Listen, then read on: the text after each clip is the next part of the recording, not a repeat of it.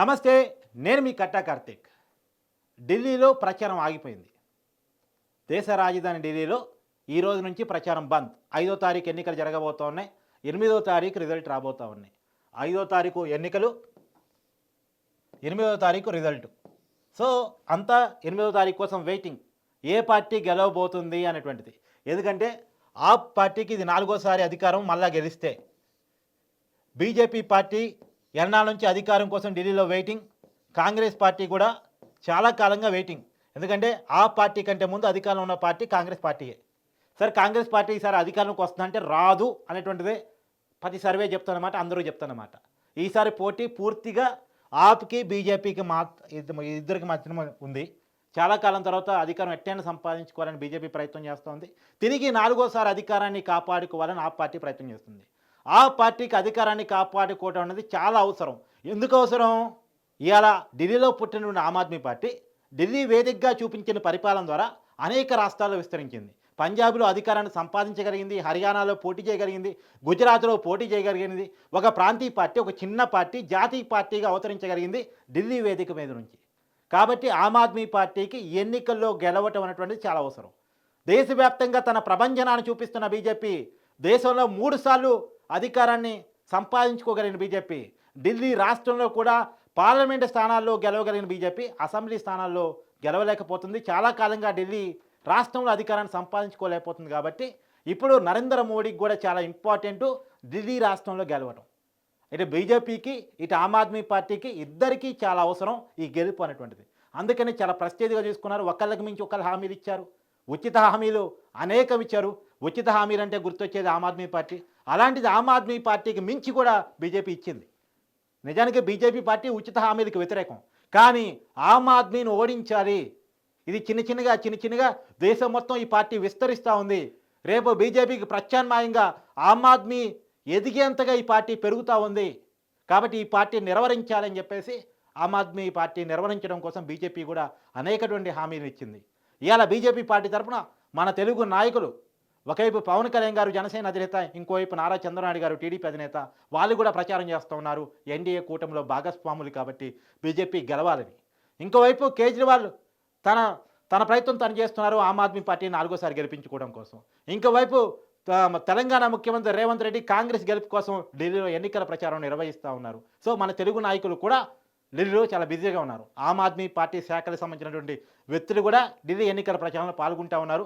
మన తెలుగు వాళ్ళు కూడా కొన్ని లక్షల సంఖ్యలో ఢిల్లీలో ఓటర్లుగా ఉన్నారు. తెలుగు వాళ్ళని ఆకర్షించే దానికోసం చాలా ప్రయత్నం జరుగుతూ ఉంది. నిజానికి ఇదే చంద్రబాబు నాయుడు, ఇదే పవన్ కళ్యాణ్ మహారాష్ట్ర ఎన్నికల ప్రచారంలో కూడా పాల్గొన్నారు. మహారాష్ట్రలో బీజేపీ గెలిచింది. మరి ఢిల్లీలో ఏం జరగబోతుంది అనేటువంటి చూడాలి. మొత్తం ఢిల్లీలో 70 స్థానాలు ఉంటే పోయినసారి ఎన్నికల్లో 67 స్థానాన్ని ఆమ్ ఆద్మీ పార్టీ సంపాదించుకోగలిగింది. బీజేపీ 3 స్థానాలు సంపాదించుకోగలిగింది. కాంగ్రెస్ ఎలాంటి స్థానాలు సంపాదించుకోలేకపోయింది. పోయినసారి 67 స్థానాలతో పెద్ద విజయాన్ని, అఖండ విజయాన్ని సంపాదించుకున్నటువంటి ఆమ్ ఆద్మీ పార్టీ ఈసారి ఏం కాబోతోంది? ఇది చాలా పెద్ద ప్రశ్న. ఎందుకంటే ఆమ్ ఆద్మీ పార్టీకి కేజ్రీవాల్ అరెస్ట్ తర్వాత వచ్చిన ఎన్నికలు. కేజ్రీవాల్ నన్ను అరెస్ట్ చేశారు, నన్ను బీజేపీ పార్టీ, నేను ఢిల్లీ ప్రజల కోసం నిలబడ్డందుకు, బీజేపీని ప్రశ్నించినందుకు, బీజేపీకి వ్యతిరేకంగా, మోడీకి వ్యతిరేకంగా, ఈ దేశంలో ప్రజా వ్యతిరేక విధానాలకు వ్యతిరేకంగా ప్రశ్నించిన దానికి నన్ను అరెస్ట్ చేశారని కేజ్రీవాల్ సెంటిమెంట్ని రగలించే ప్రయత్నం చేశారు.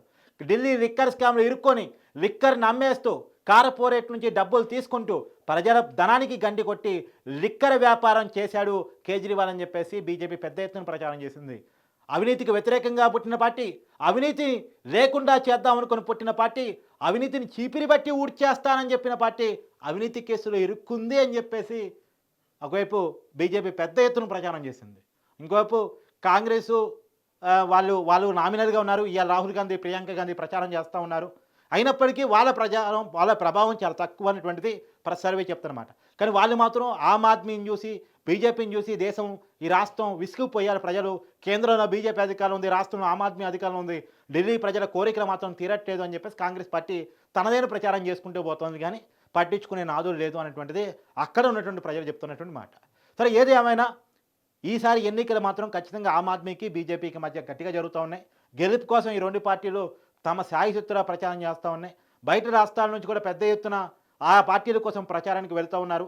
ఆమ్ ఆద్మీ కోసం పంజాబ్ ముఖ్యమంత్రి వెళ్ళారు, హర్యానా, గుజరాత్ అన్ని రాష్ట్రాల నుంచి ఆమ్ ఆద్మీ పార్టీ కార్యకర్తలు, తెలుగు ప్రాంతాల నుంచి కూడా, తెలంగాణ, ఆంధ్రప్రదేశ్ నుంచి కూడా ఆమ్ ఆద్మీ పార్టీ కార్యకర్తలు వెళ్ళి ఆమ్ ఆద్మీ గెలుపు కోసం చాలా ప్రయత్నం చేస్తున్నారు. చాప కింద నీళ్ళు ఎట్టైనా పార్టీని గెలిపించుకోవాలి. కేజ్రీవాల్ అరెస్ట్ అయిన తర్వాత జరుగుతున్న ఎన్నికలు, ఈ ఎన్నికలు ఆమ్ ఆద్మీ పార్టీ కనుక ఓడిపోతే కేజ్రీవాల్ తప్పు చేశాడు అని ప్రజలు నమ్మినట్టు అవుతుంది. రాబోయే కాలంలో ఆమ్ ఆద్మీ పునాదులు దెబ్బతింటాయి. ఖచ్చితంగా ఆమ్ ఆద్మీ ఎదుగుతున్నటువంటి సమయంలో ఆమ్ ఆద్మీ కనుక ఢిల్లీలో ఓడిపోతే ఈ దేశం నుంచి బయటకు పోయే అవకాశం, అంటే ఈ దేశంలో రాజకీయ ముక్షేత్రం నుంచి ఆమ్ ఆద్మీని తుడిచే ప్రయత్నం బీజేపీ చేసిద్ది అనేటువంటిది ఆమ్ ఆద్మీ పార్టీ కార్యకర్తలు నమ్ముతున్నటువంటి మాట. ఎట్టి పరిస్థితుల్లో బీజేపీని గెలిపించుకోవాలని చెప్పేసి బీజేపీ కార్యకర్తలు, ఎందుకంటే చానాలుగా అధికారం లేరు. అంతకుముందు వరుసగా కాంగ్రెస్ అధికారంలో ఉండేది ఆమ్ ఆద్మీ పార్టీ కంటే ముందు. శీలా దీక్షిత్ ముఖ్యమంత్రిగా ఉండేవారు ఢిల్లీకి. తర్వాత ఆమ్ ఆద్మీ గెలిచింది, వరుసగా 3 సార్లు గెలిచింది. కేజ్రీవాల్ ముఖ్యమంత్రిగా ఉంటూ కేజ్రీవాల్ నాయకత్వంలో గెలిచింది. ఢిల్లీలో పుట్టిన పార్టీ దేశంలో అనేక రాష్ట్రాలకు విస్తరించింది. కాబట్టి ఢిల్లీలో అధికారం మాత్రం బీజేపీ కళ్ళగా అనిపిస్తుంది. పార్లమెంట్ ఎన్నికల్లో చూస్తే ప్రతి పార్లమెంట్ స్థానాన్ని బీజేపీ గెలిచింది. ప్రతి పార్లమెంట్ స్థానాన్ని ఢిల్లీలో బీజేపీ గెలిచింది. కానీ అసెంబ్లీకి వచ్చేసరికి చాలా పెద్ద దెబ్బ తగులుతూ ఉంది. సో ఆ దెబ్బ నుంచి జయించడం కోసం ఈసారి ఎట్టి పరిస్థితుల్లో ఢిల్లీ పీఠాన్ని తమ చేతుల్లోకి తీసుకోవాలని పెద్ద ఎత్తున చూసింది. ఆమ్ ఆద్మీ పార్టీలో కూడా చీలికలు తీసుకొచ్చింది. టికెట్ రానటువంటి ఆమ్ ఆద్మీ పార్టీ సిట్టింగ్ ఎమ్మెల్యేలు కూడా బీజేపీలో చేరారు. చూడాలి ఎవరు గెలుస్తారు, ఎవరు ఓడతారు అనేటువంటిది 5వ తారీఖు ప్రజలు తీర్పు చెప్పబోతా ఉన్నారు. 8వ తారీఖు ఆ తీర్పు మనకు తెలవబోతూ ఉంది. అందరూ కూడా 8వ తారీఖు కోసం వెయిటింగ్. ఎవరు గెలుస్తున్నారు, ఎవరు ఓడిపోతున్నారు, ఆమ్ ఆద్మీ పతనం జరిగే అవకాశం ఉందా, దాని పునాదులు పోయే అవకాశం ఉందా? ఎందుకంటే ఢిల్లీయే పునాది. ఆమ్ ఆద్మీ పార్టీ దేశంలో ఏ రాష్ట్రంలో ఉన్నా సరే ఢిల్లీ వాళ్ళకి పునాది. సో ఢిల్లీ పునాది దెబ్బతింటే మిగతా చోట్ల కూడా పోయే అవకాశం ఉంటుంది. ఢిల్లీ పరిపాలన రోల్ మోడల్గా చూపించే, అక్కడ విద్యా అవకాశాలు, ఉద్యోగ అవకాశాలు, వైద్య అవకాశాలు రోల్ మోడల్గా చూపించే దేశవ్యాప్తంగా ఆమ్ ఆద్మీ ఎదిగింది.